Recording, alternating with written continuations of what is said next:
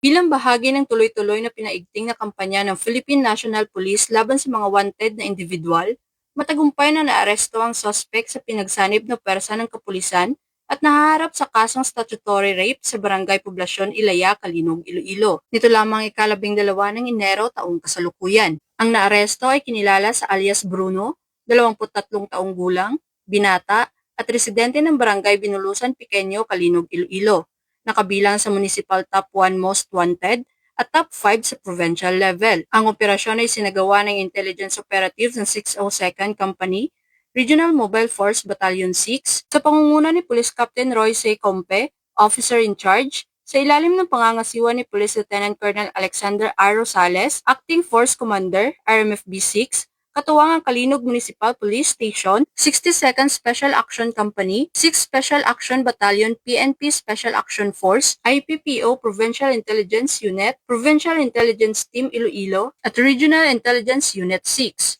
Ang pag-aresto ay alinsunod sa warrant of arrest para sa 3 bilang ng statutory rape sa ilalim ng Article 266A ng Revised Penal Code, na inisyo at nilagdaan ni Honorable Jimalin Faunilio Tarol, Presiding Judge ng Regional Trial Court Branch 76, 6th Judicial Region, Haniway, Iloilo, noong December 16, 2025. Ang nasabing mga kaso ay walang inirekomendang piyansa. Ang sospek ay kasalukuyang nasa kustudiya ng Calinog Municipal Police Station para sa wastong disposisyon at karagdagang mga proseso. Sa pagtatapos, muling pinagtitibay ng Philippine National Police ang kanilang matibay na paninindigan na ipatupad ang batas ng walang kinikilingan at tiyakin ng mga lumalabag dito ay mananagot. Bilang bahagi ng patuloy na pagsisikap na mapanatili ang kapayapaan, kaayusan at kaligtasan ng komunidad. Mula dito sa Police Regional Office 6, ako ang inyong Police News Network Correspondent, Patroluman Ledeline Bansagon, alagad ng batas, tagataguyod ng Balitang Pulis.